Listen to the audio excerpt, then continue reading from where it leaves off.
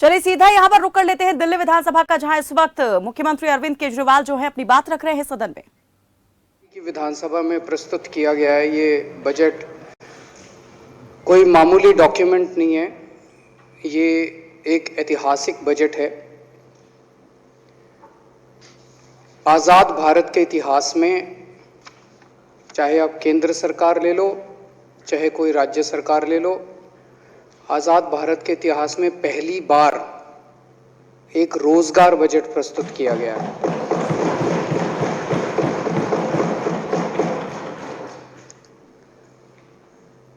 रोजगार की समस्या तो आज़ादी से ही है। 1947 में देश आज़ाद हुआ था, तभी से हमारे युवाओं की रोजगार की समस्या रही है, कभी कम कभी ज़्यादा।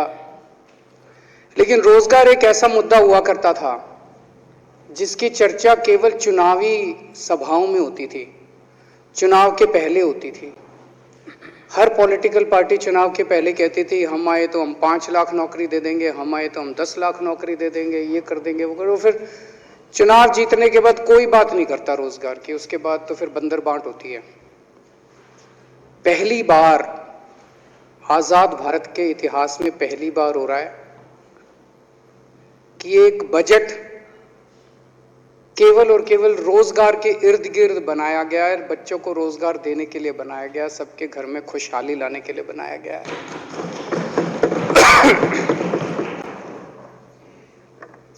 इसके पहले अभी कुछ दिन पहले पंजाब में एक ईमानदार सरकार बनी,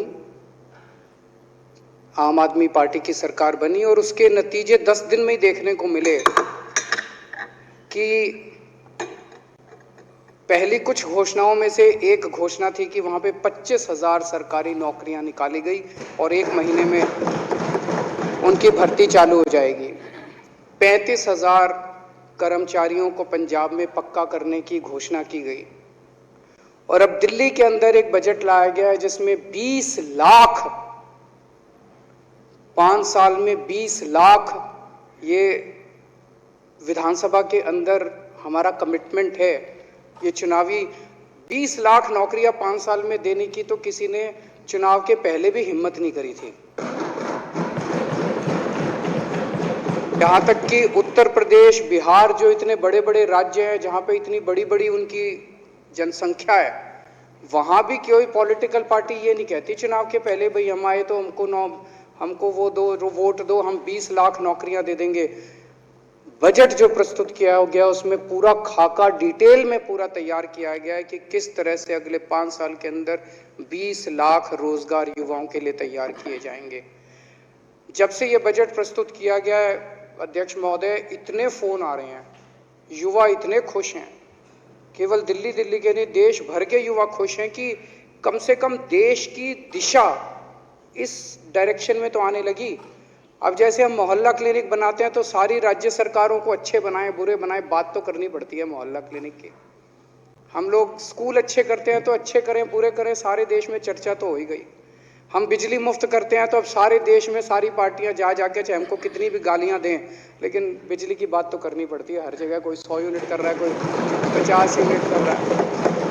अब जब हम लोगों ने रोजगार की बात करी है दिल्ली के अंदर कि हम 20 लाख रोजगार देंगे, तो दूसरी पार्टियों को भी देश भर में रोजगार की बात करनी पड़ेगी। तो ये बजट केवल दिल्ली के नहीं पूरे देश के युवाओं को एक उम्मीद देता है कि हो तो सकता है, कर तो सकते हैं अगर ईमानदारी से करें तो। ये जो इतनी चीजें हम करते हैं, हम स्कूल बनाते हैं, हम अस्पताल बनाते हैं, ये हम क्यों करते हैं? हम रोजगार बजट क्यों लाते हैं? ये इसलिए क्योंकि हमारी विचारधारा, हमारी पार्टी की विचारधारा ऐसी है। कई लोग पूछते हैं मेरे से आम आदमी पार्टी की विचारधारा क्या है? आम आदमी पार्टी की विचारधारा के 3 स्तंभ हैं। पहला, कट्टर देश प्रेम।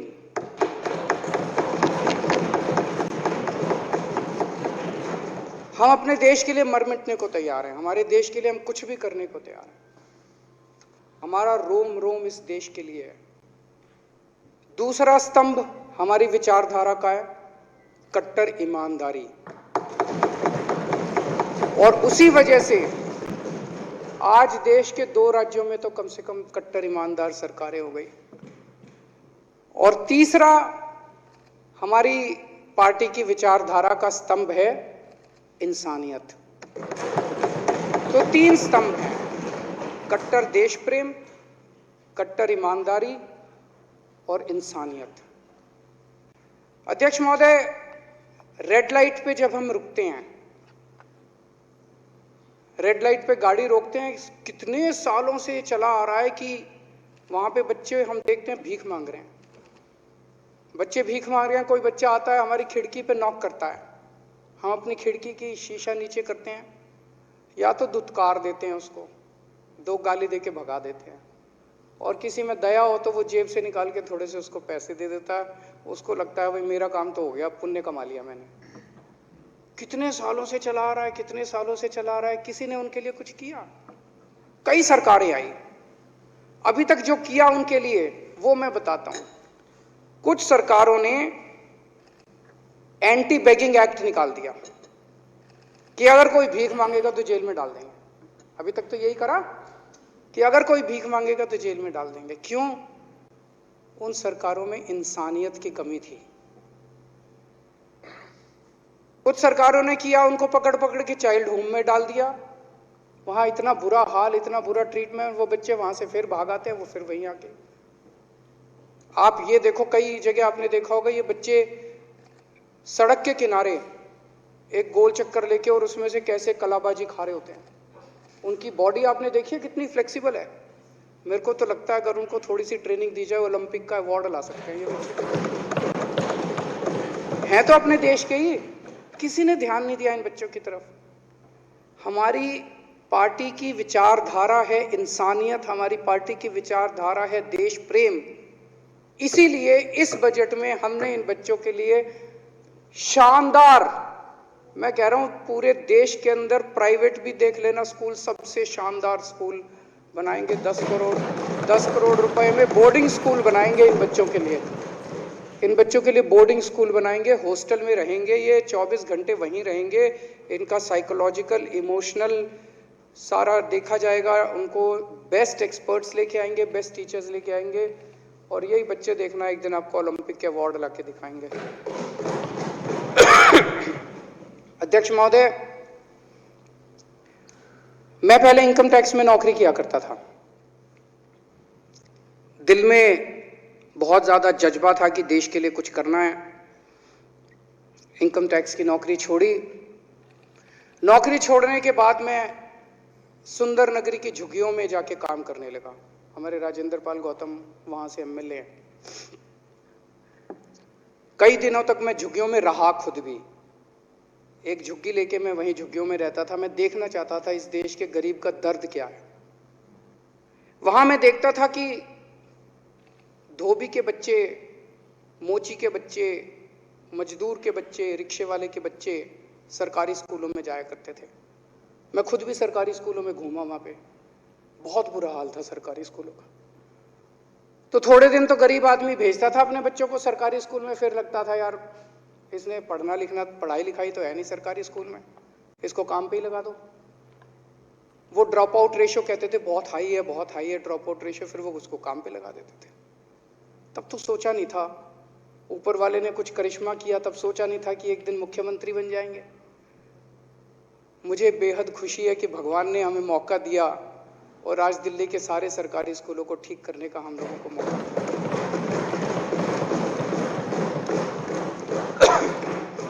अध्यक्ष महोदय, हमें बहुत पीड़ा होती है जब हम कहीं, इतनी बार अखबारों में पढ़ने को मिलता है कि देश के कोने में कोई बहन, कोई बेटी अपने बाप का इलाज कराने के लिए उसे अपने आप को बेचना पड़ा।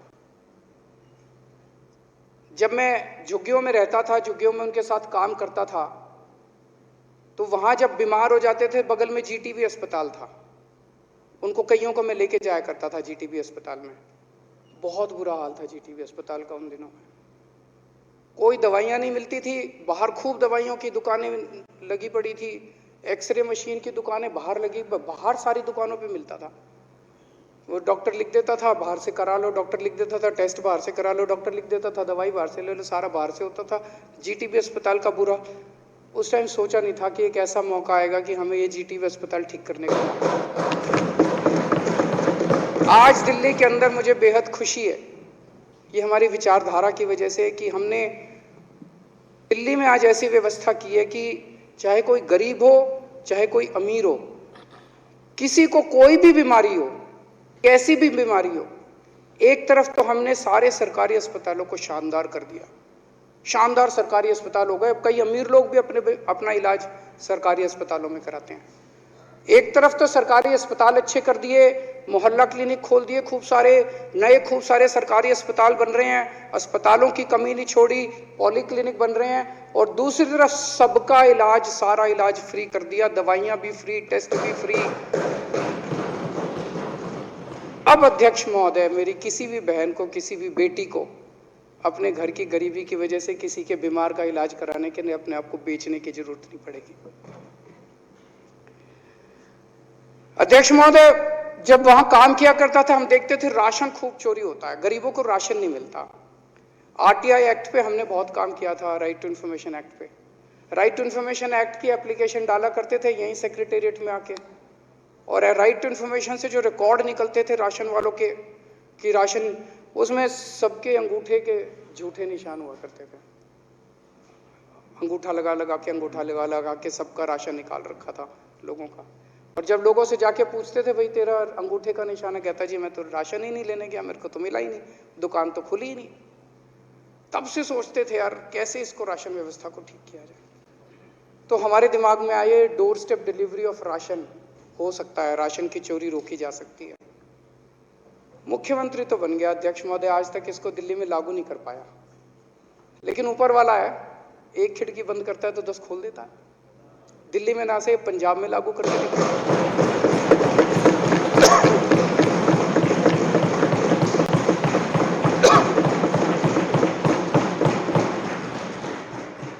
पंजाब में कल भगवंत मान जी ने ऐलान किया है कि door step delivery of ration Punjab के अंदर लागू करेंगे।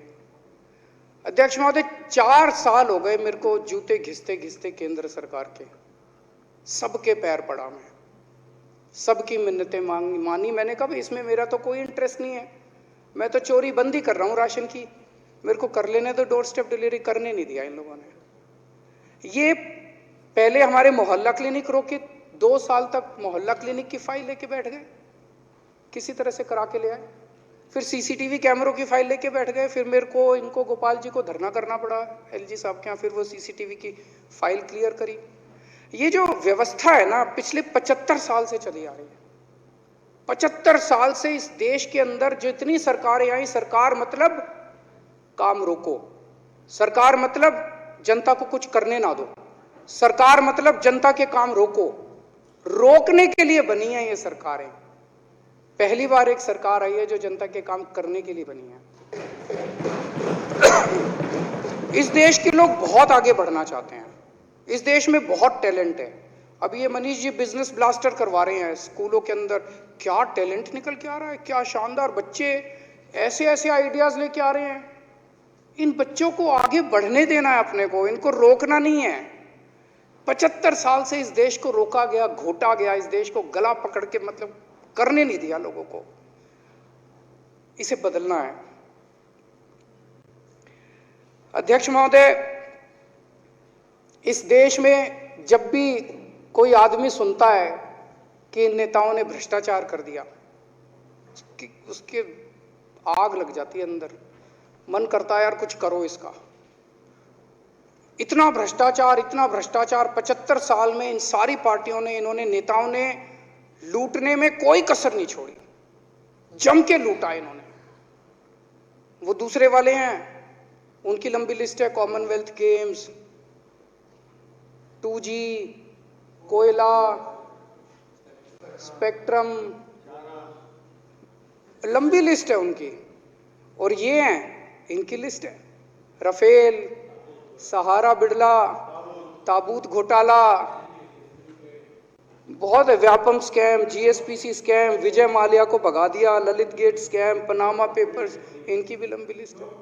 यहां तक कि देश की डिफेंस को भी नहीं छोड़ा। उन्होंने बोफर्स घोटाला किया, इन्होंने राफेल घोटाला किया, देश के डिफेंस को भी इन लोगों ने नहीं छोड़ा। जनता को बहुत ज्यादा तकलीफ होती है। एक तो जनता देखती है कि उनका पैसा लूट लिया, देश को लूट लिया, और दूसरे देखते कि सारे क्लीन चिट हो गई सबको। भ्रष्टाचार तो हुआ लेकिन किसी ने नहीं किया, कोई पकड़ा नहीं गया। आज तक 75 साल में कोई भ्रष्टाचार के लिए जेल नहीं गया, सारे छूट गए। तो एक तरह से जनता के जले पे नमक छिड़कते हैं। मेरा मानना है भ्रष्टाचार को देश के साथ गद्दारी का ऐलान कर देना चाहिए। जो भ्रष्टाचार करेगा उसे गद्दारी माना जाएगा। देश के साथ गद्दारी कर रहा है वो, उसको गद्दारी का वो देना चाहिए। आम आदमी पार्टी में इन्होंने सारा सब कुछ चेक कर लिया। हमारा एक नया, नहीं तो छोड़ देते ये मेरे को, मेरी कोई फाइल खोल लेते, मेरे को भी ब्लैकमेल करते जैसे इनका स्टाइल है। इन्होंने एक शुंगलू कमीशन बिठाया, शुंगलू कमीशन में 400 फाइलें गई। 400 फाइलों, 3 बड़े बड़े IAS अफसर उन्होंने बैठ के हमारी 400 फाइलें देखी, उनको एक नए पैसे की चोरी नहीं मिली। फिर इन्होंने CBI भेजी, मेरे घर पे CBI की रेड कराई, मेरे दफ्तर में CBI की रेड कराई, इनके घर पे रेड कराई, इनके घर पे रेड कराई, कुछ नहीं मिला। मेरे बेडरूम में घुस गए, उनको लगा शायद वो जो कच्ची पर्चियां होती हैं, कच्चा हिसाब होता है, वो बेडरूम में ही होता होगा। बेडरूम में भी कुछ नहीं मिला। हम कट्टर ईमानदार हैं अध्यक्ष महोदय। और अगर हमारा कोई किसी दिन पकड़ा गया तो सबको कह रखा है जितनी सजा दूसरों को मिलती है डबल सजा दिलवाऊंगा, किसी को छोड़ूंगा नहीं, किसी को बख्शूंगा।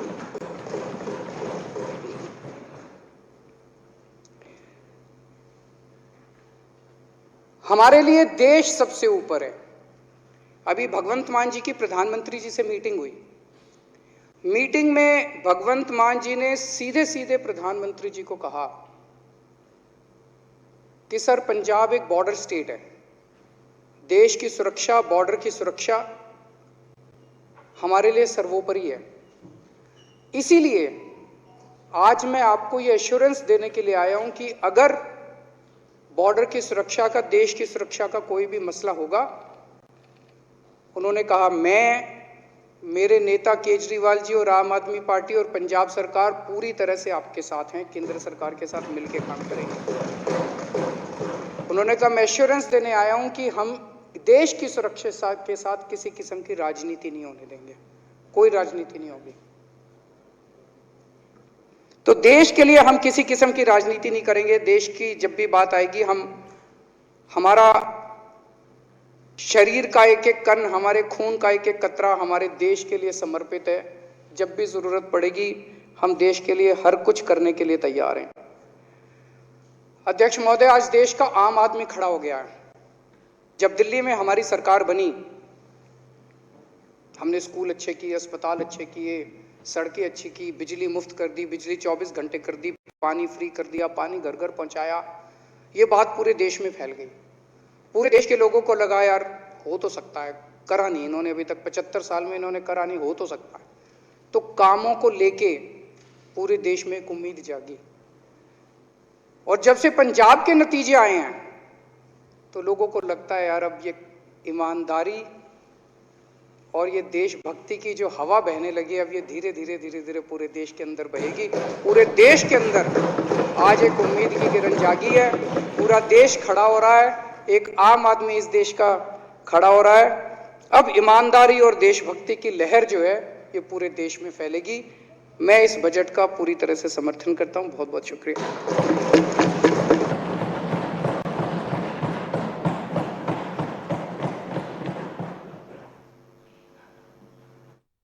विधानसभा बजट सत्र को आप सुन रहे थे, जिसमें अरविंद केजरीवाल बजट पर, यहाँ पर अभिभाषण पर चर्चा कर रहे थे, जवाब दे रहे थे एक तरीके से, जिसमें उन्होंने आखिरी में ये कहा कि वो इसका समर्थन करते हैं। उन्होंने अपने इस भाषण में कई अहम बातें कही। दिल्ली में पहली बार जनता का काम करने के लिए सरकार आई और दिल्ली विधानसभा में आपने सुना सीएम अरविंद केजरीवाल को यहाँ पर उनकी तरफ से पूरे विस्तार से जवाब दिया गया। आज इस सत्र का आखिरी दिन है और दिल्ली सरकार के काम की पूरे प्रदेश में चर्चा होती है, ये अरविंद केजरीवाल की तरफ से कहा गया। साथ ही उन्होंने कहा कि आज़ादी के बाद पहली बार रोजगार बजट पेश हुआ है।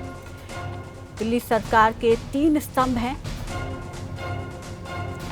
कट्टर देश प्रेम, कट्टर ईमानदार और इंसानियत। इसी के आधार पर आम आदमी पार्टी काम करती है। बच्चों के लिए बोर्डिंग स्कूल बनाए जाएंगे। देश के लिए कुछ करने के लिए मैंने नौकरी छोड़ी और देशभक्ति की जब बात आती है तो इसमें हमारी पूरी सहभागिता होगी। इसमें किसी प्रकार की कोई राजनीति कभी ना की जाएगी, ना की जाती है।